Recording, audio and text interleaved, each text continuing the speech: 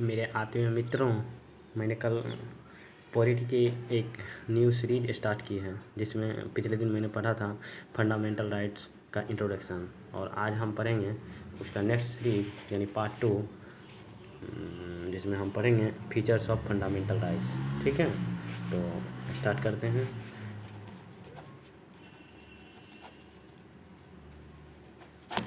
Features of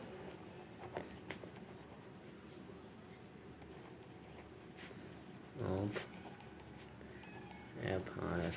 ठीक है, तो फीचर्स ऑफ फंडामेंटल राइट्स।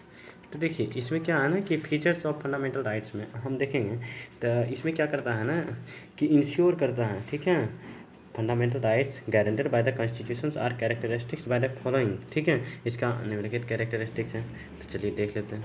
ठीक है, तो गारंटेड बाय द कॉन्स्टिट्यूशन, ठीक है, constitution are characteristics by the following. ठीक है, तो फिर नेक्स्ट देखते हैं अब क्या क्या है, उसके बारे में देख लेते हैं। ठीक है, तो चलिए यहाँ पे आप ऐसे कर दीजिए इसको। तो पहला जो है हमारा some of them are available only to the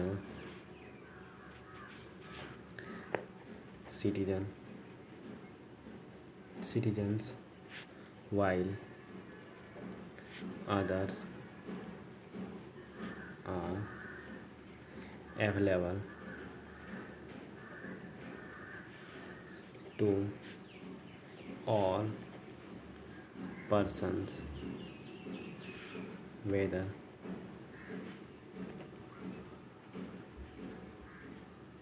citizens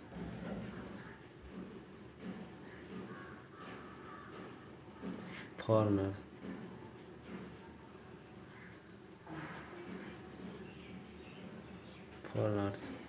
or legal persons like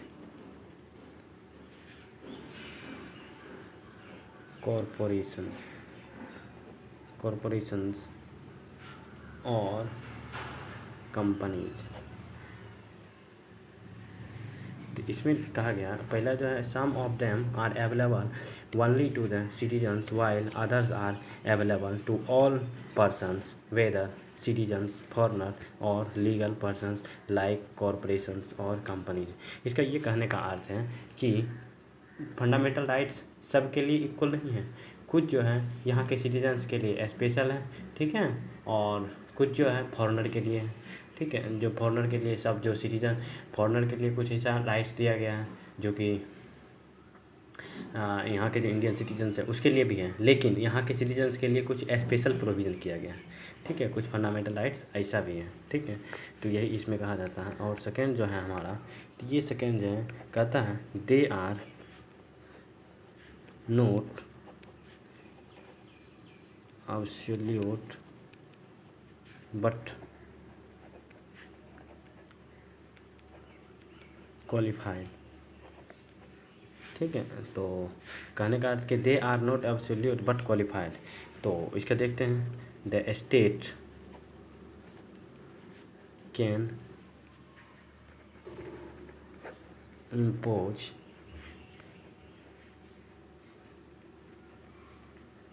reasonable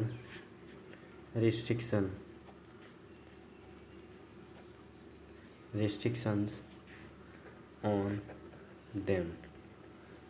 ठीक है, कहता है कि कुछ ऐसे पावर मतलब कुछ ऐसे फंडामेंटल राइट्स हैं जिस पे कि कुछ ही रीजन्स हैं, ठीक है, रिस्ट्रिक्ट कर सकते हैं। ठीक है, लेकिन अब दूसरा क्या है ना कि इसी में देखिए अब दूसरा ऐसा भी है कि जिसमें कहता है कि बिटवीन उसमें कहता है फिर नेक्स्ट जो है हमारा यहाँ पे है, तो यहाँ पे ये है between the rights of the individuals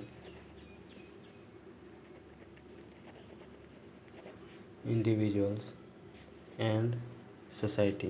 ठीक है, तो क्या होता है ना कि कुछ ऐसे फंडामेंटल राइट्स हैं जिस पे कि गवर्नमेंट कभी कभी जब इमरजेंसी का टाइम आता है तो उस पर रिस्ट्रिक्ट कर सकता है, लेकिन कुछ ऐसे होते हैं जिस पे कि किसी भी स्थिति में उस पर रिस्ट्रिक्ट नहीं कर सकते हैं। ठीक है, तो यहाँ पे ये हो गया। और तीसरा जो है हमारा यहाँ पे बिटवीन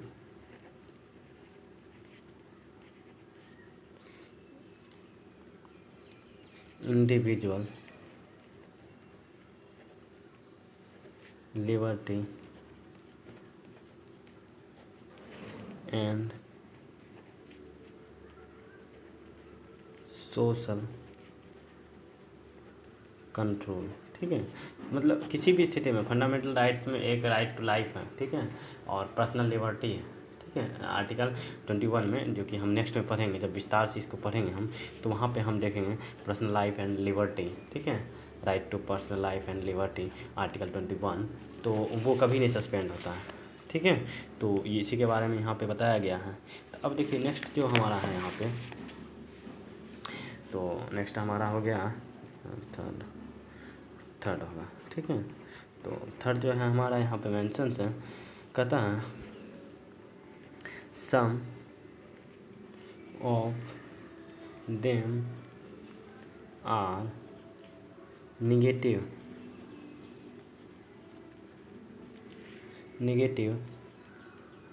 इन कैरेक्टर। ठीक है, तो यहाँ पे कहता है जैसे कि हमारा यहाँ पे बता दिया है, place limitations on the authority of the state. ठीक है, तो ये हमारा हो गया। अब फिर नेक्स्ट देखते हैं हम क्या है, तो फोर्थ देखते हैं हम क्या है। यहाँ पे कहता है जबकि authority of the state and next जो हमारा यहाँ पे है, मतलब उसी में कहता है वही अदर्स जो है हमारा क्या है, अदर्स आर पॉजिटिव। ठीक है, तो यहाँ पे कहता है कुछ जो ऐसा होता है जो कि निगेटिव है। ठीक है, नेचर में, और कुछ जो है वो हमारा पॉजिटिव है। किसमें? In nature. ठीक है, इन नेचर। तो जैसे यहाँ पे देखिए कन्फेरिंग सर्टेन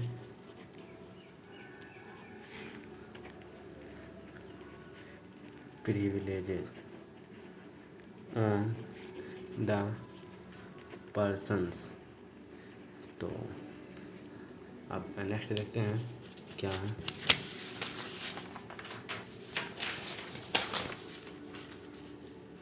अब नेक्स्ट हमारा जो है यहाँ पे फोर्थ पॉइंट हम क्या लिखेंगे, कहता है कि ये जो है हमारा फंडामेंटल राइट्स जो है, अगर कहता है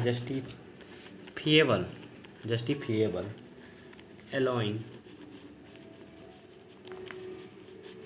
allowing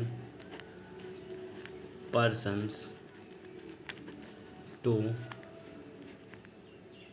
move the courts for their enforcement। ठीक है, उसके बाद कहता है when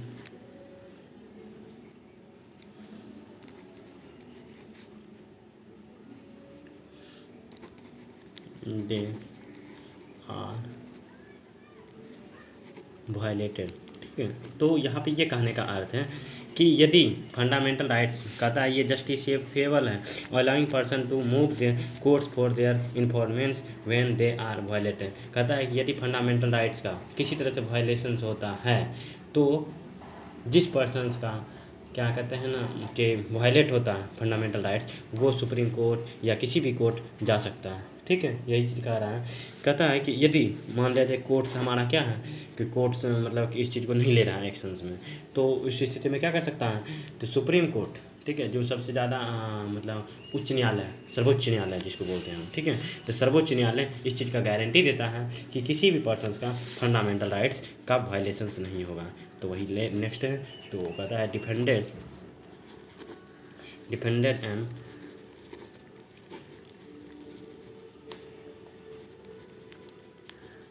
guaranteed by the supreme court. ठीक है, तो ये हमारा हो गया।